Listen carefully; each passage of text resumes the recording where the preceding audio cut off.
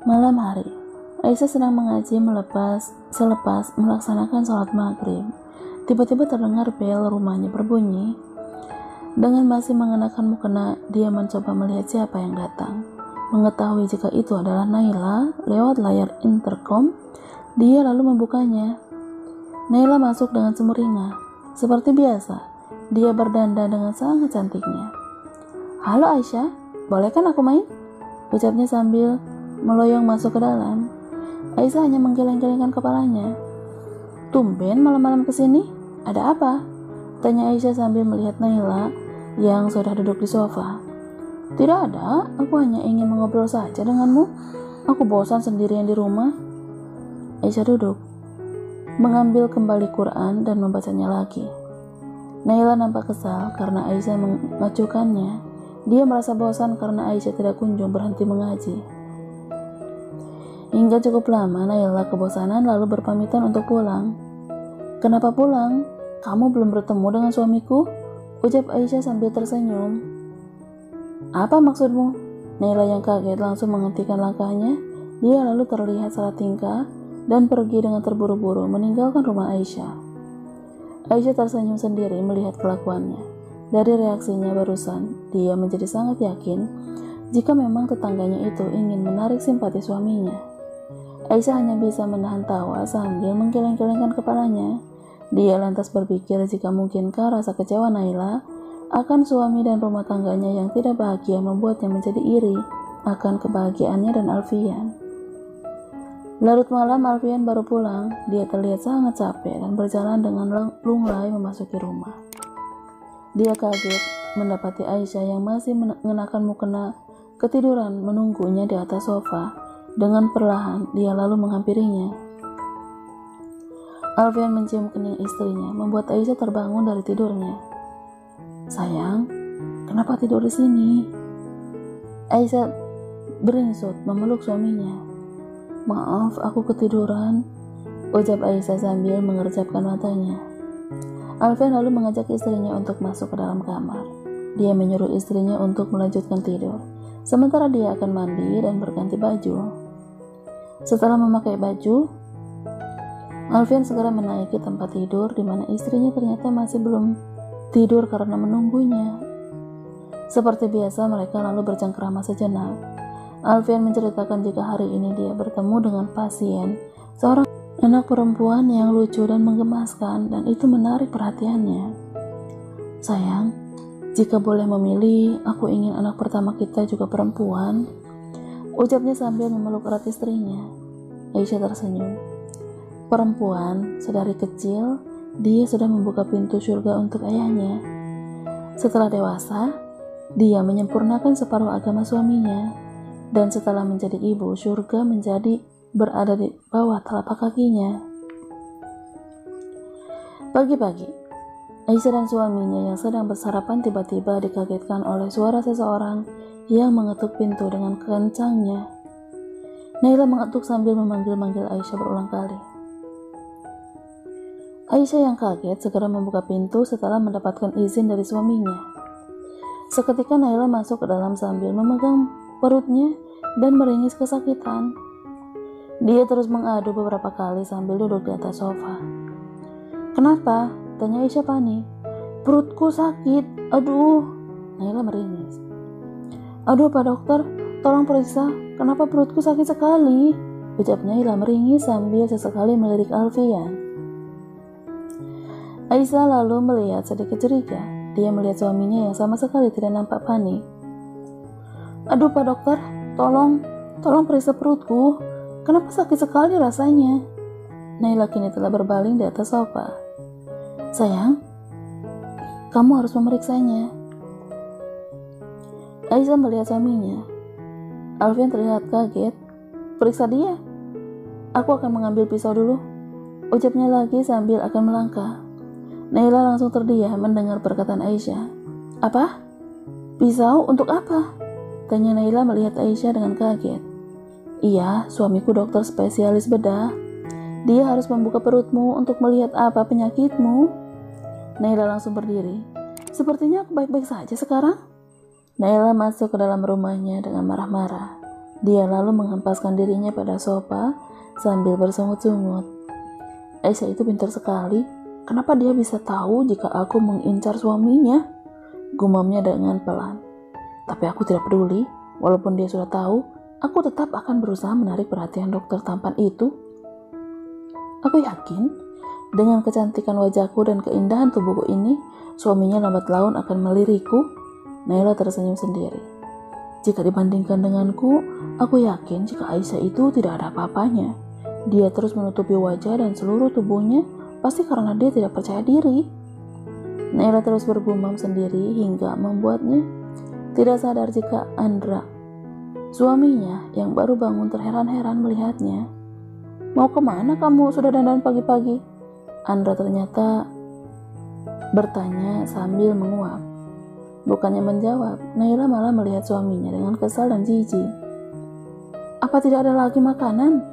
Andra yang mengangkat tudung saji di atas meja makan melirik istrinya dengan kesal. Tidak, beli saja kalau kamu lapar. Andra menghampiri istrinya. Apa maumu? Kenapa kelakuanmu semakin hari semakin menjadi? Naila langsung berdiri. Lagi-lagi terjadi perdebatan sengit. Keduanya tanpa adu mulut, hingga memaki, menyalahkan, dan membela diri. Kita tidak bisa seperti ini terus. Mungkin lebih baik jika sebaiknya kita berpisah saja, ucap Naila dengan entengnya. Andra kaget. Aku tidak ingin punya suami sepertimu. Aku ini cantik. Seharusnya aku mendapatkan suami yang juga tampan. Dan pekerjaannya juga bagus dan mapan, ucap Naila sambil membayangkan Alfian, sampai membuatnya tersenyum-senyum sendiri. Bukan sepertimu. Kali ini dia melihat suaminya dengan jijik. Andra tersenyum sinis mendengarkan semua perkataan istrinya. Kamu pikir aku juga mau punya istri sepertimu? Di luar sana aku bisa mendapatkan lagi 1000 wanita macam kamu. Naila yang terpancing kembali mengeluarkan kata-kata yang lebih menyakitkan untuk suaminya. Tidak mau kalah, sang suami juga melakukan hal yang sama serupa. Di luar, Alfian yang akan berangkat kerja seperti biasa diantar oleh istrinya. Di depan pintu keduanya sama sekali tidak menghiraukan pertengkaran sang tetangga yang terdengar dengan sangat jelas. Alfian tetap mencium kening istrinya dengan mesra. Begitu juga dengan Aisyah yang mencium tangan suaminya dengan hangat. Tiba-tiba Naila keluar dengan marah diikuti oleh suaminya. Masih terus saling berargumentasi. Melihat Aisyah dan Alfian, Naila dan suaminya langsung terdiam. Hati-hati di jalan sayang. Aisyah melingkarkan tangannya di pinggang Alfian. Alfian tersenyum melihat istrinya. Iya, hati-hati juga di rumah sayang. Melihat kemesraan keduanya, Naila dan suaminya salah tingkah. Keduanya saling melirik satu sama lain. Selepas kepergian suaminya, Aisyah akan kembali masuk ke dalam rumahnya. Namun kemudian dia melihat Naila dan suaminya yang masih terpaku melihatnya. Tidak ada jatah cinta tanpa rasa marah, rasa kesal dan lelah. Ada yang kesal dan pergi, ada yang kesal lalu memperbaiki diri, ada yang marah lalu benci, namun ada juga yang marah lalu memaafkan lagi.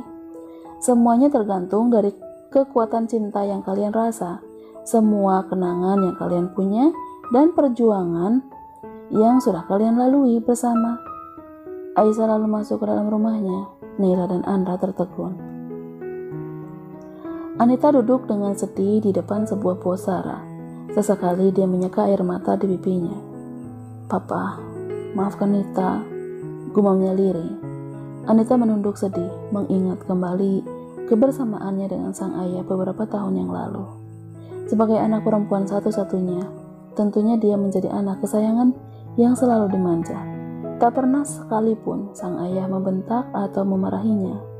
Dia justru selalu mendapatkan limpahan cinta dan kasih sayangnya. Hingga karena penyakitnya, 6 tahun yang lalu ayahnya harus pergi meninggalkannya. Dan masa itu adalah saat-saat terberat dalam hidupnya. Dia yang pada saat itu sedang menempuh pendidikan spesialis dokter, bahkan sempat berpikiran untuk berhenti.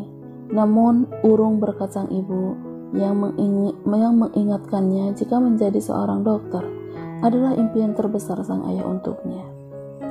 Anita menangis semakin terisak, bukan karena nasib tidak menerima kepergian ayahnya, namun ada satu hal yang akhir-akhir ini mengganggu pikirannya. Tak lain karena perkataan seseorang yang sangat mengusik dirinya tentang menutup aurat. Ada bagian yang sangat menjadi bebannya, yakni seorang ayah akan ikut menanggung dosa jika putrinya tidak menutupi auratnya. Anita merasa sungguh tidak rela jika sang ayah yang amat sangat dicintainya turut serta akan semua dosa yang dilakukannya karena kebodohan dan keegoisannya yang tidak menutupi auratnya akan terus menjadi dosa jariah bagi ayahnya yang telah tiada. Papa, maafkan Nita. Anita terus menangis memikirkan beberapa banyak dosa yang telah dia berikan pada ayahnya. Aisyah memeluk Anita dengan erat. Dia sangat senang hingga tak terasa Aisyah menangis bahagia. Hidayah itu mahal. Setelah kamu mendapatkannya, tetaplah istiqomah. Walaupun susah, memang tidak mudah, tapi teruslah berbenah dan tetap lillah, ucap Aisyah sambil menatap wajah Anita. Anita tersenyum. Terima kasih, sedikit banyaknya kamu ikut turut andil akan perubahan aku ini. Alhamdulillah ya Allah. Aisyah kembali menangis bahagia. Kembali dia menatap penampilan Anita dengan baju syar'i dan hijabnya. Wajahnya terlihat menjadi semakin cantik bercahaya. Aku ingin memperdalam ilmu agamaku, ucap Anita tiba-tiba. Itu bagus, alhamdulillah. Aku ingin belajar di pesantren ayahmu. Aisyah mengerutkan keningnya. Lalu pekerjaanmu? Aku berencana untuk berhenti. Berhenti? Untuk sementara ini, aku ingin fokus belajar dulu. Setelah itu aku berencana untuk membuka klinik bersalin saja. Sepertinya itu tidak akan menguras waktuku, jadi aku masih bisa belajar sambil bekerja. Aisyah tanpa terkesima. Alhamdulillah, idemu bagus sekali. Anita tersenyum. Kakakmu sudah mengetahui perubahanku ini. Selain dirimu, dia juga turut serta dalam upayaku menggapai hidayah ini. Setelah aku menyelesaikan pengunduran diriku, aku akan langsung pergi ke rumahmu. Lela sudah menungguku. Aisyah mengangguk senang. Semoga dalam hijrah ini kamu tetap istiqomah. Hijrah bukan berarti kamu tidak lagi menjadi diri sendiri, namun kamu tetap dirimu yang tampil lebih baik lagi. Aisyah tersenyum sendiri dari tadi. Dalam hati dia mengucap syukur tidak henti. Alfian yang baru selesai mandi melihat wajah istrinya yang sumringah. Ada apa? Tanyanya penasaran sambil menaiki tempat tidur. Alhamdulillah, Anita sudah hijrah. Oh, jawab Alfian singkat. Aisyah tanpa ingin mengatakan sesuatu lagi, tapi kemudian dia mengurungkannya. Aisyah tahu jika sebagai seorang istri, dia tidak boleh menceritakan tentang wanita lain kepada suaminya, hingga seakan-akan suami melihat wanita itu. Karena hati terkadang lebih dulu jatuh cinta daripada dua mata sekalipun hanya melalui apa yang telah didengarkan saja. Oh iya sayang, alhamdulillah sepertinya keinginan kita untuk membeli rumah sebentar lagi akan terlaksana. Alfian kali ini yang terlihat sangat senang. Alhamdulillah, Aisyah ikut merasa bahagia. Allah memberikan kita rizki yang tidak terduga. Alfian lalu menceritakan jika gajinya naik lumayan besar. Alhamdulillah, kamu tahu sayang, rezeki datang karena 3 hal. Datang karena kita cari, datang karena Allah beri, datang karena kita pernah memberi. Tapi kita juga harus ingat, rezeki itu juga kadang ujian. Dibanyakkan bukan berarti dimuliakan, disempitkan bukan berarti dihinakan, dan kunci untuk meluluskan keduanya adalah syukur dan sabar. Ibu Anita dan suaminya menatap putrinya dengan heran. Berhenti kerja? Iya ibu, ayah, maafkan Nita. Nita ingin belajar ilmu agama dulu di sebuah pesantren. Ibu Nita melirik suaminya sekilas, lalu kembali melihat putri kesayangannya yang sudah beberapa hari ini merubah penampilannya dengan berpakaian syar'i. Tak dia pungkiri, keputusan putrinya untuk menutup aurat serta merta membawa perubahan positif yang cukup signifikan. Salah satunya membuat putrinya itu tampak lebih dewasa dari sebelumnya. Kamu yakin? Karirmu sedang sangat bagus. Sayang, kalau ditinggalkan begitu saja. Ayah tiri Anita bersuara. Anita menjawab hanya dengan anggukan kepala saja.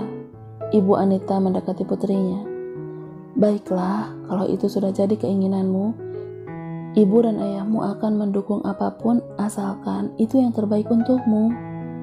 Anita memeluk ibunya. Terima kasih, Ibu. Sementara sang ayah tiri menepuk-nepuk pundak Anita dengan perlahan.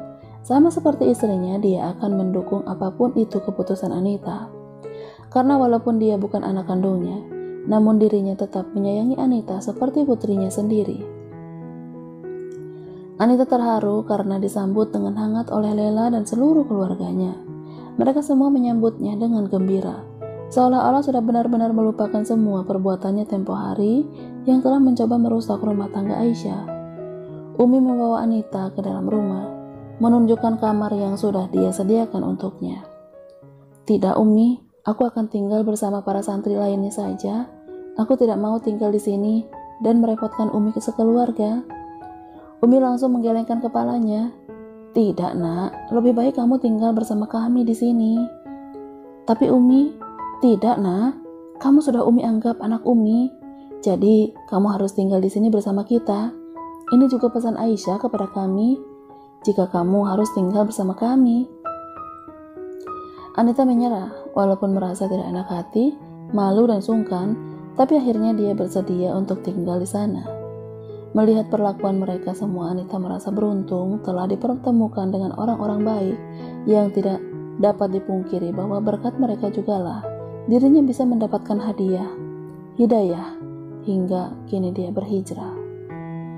Sama seperti Aisyah, semua saudara-saudaranya juga tidak kalah baik dan ramah.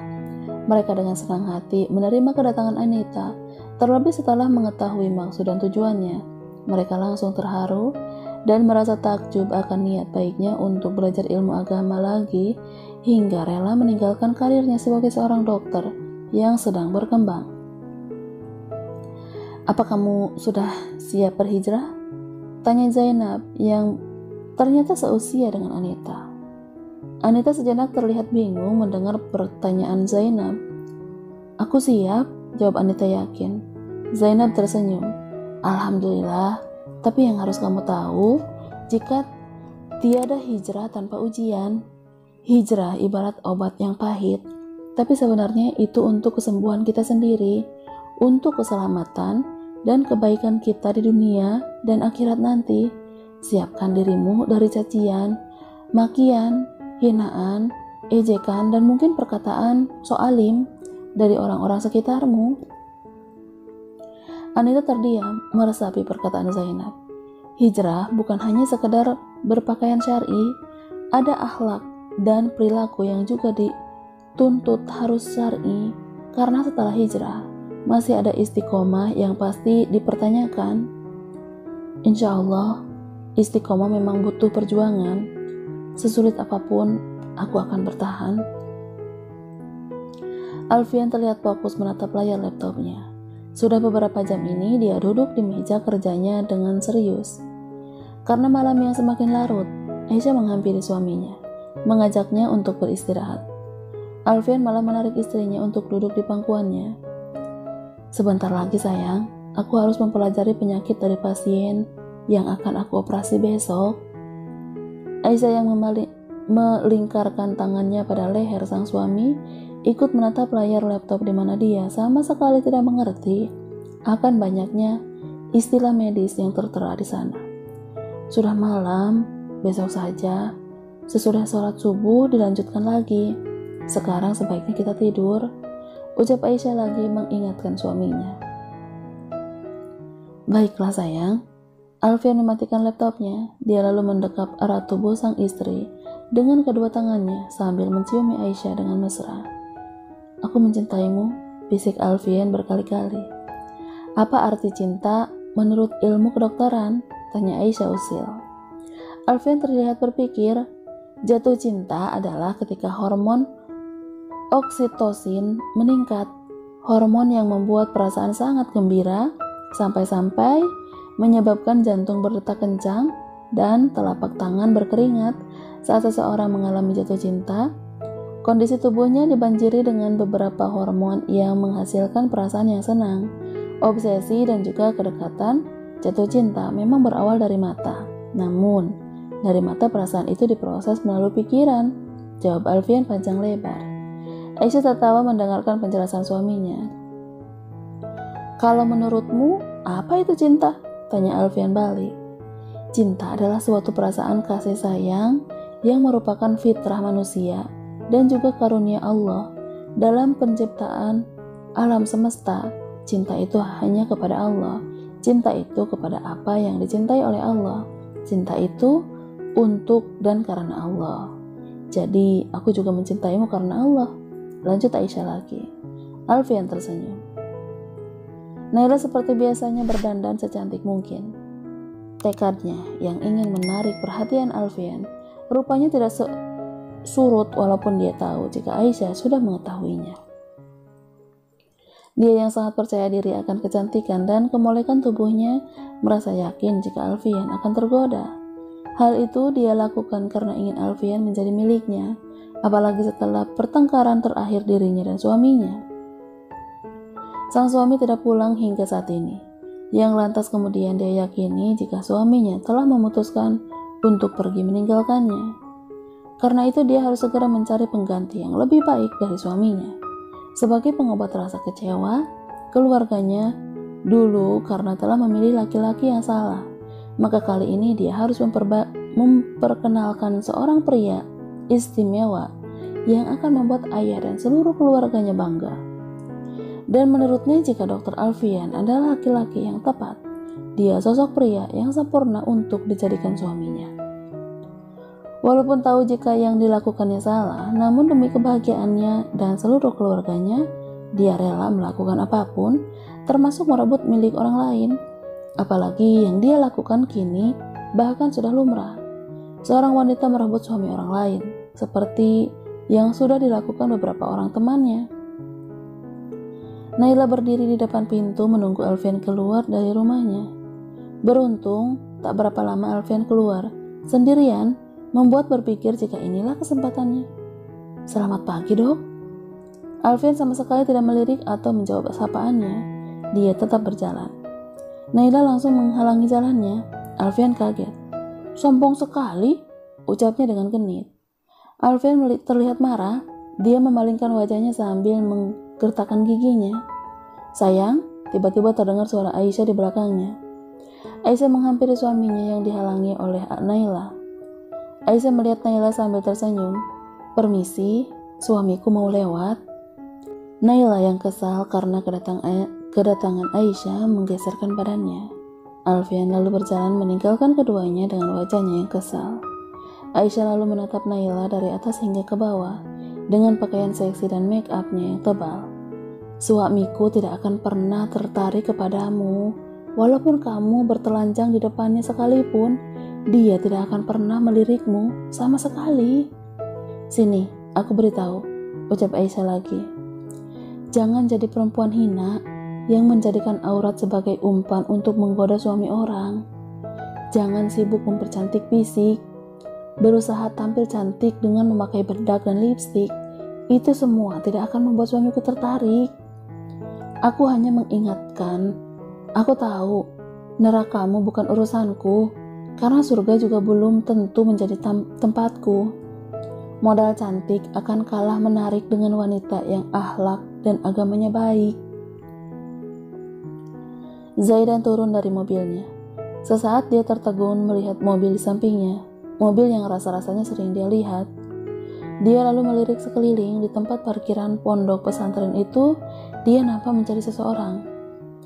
Apakah dokter itu juga ada di sini? Gumamnya dalam hati sambil berjalan menuju kantor sekretariat pengurus pondok. Anita yang akan berjalan menuju mobilnya kaget melihat Zaidan berjalan menuju ke arahnya. Dia nampak gugup, tidak ingin Zaidan mengenalinya. Cadar yang digunakannya dia perbaiki agar menutupi seluruh wajahnya. Dokter Anita? Seorang santriawati memanggilnya dengan keras. Zaidan langsung berhenti tepat di depan Anita yang langsung menundukkan kepalanya.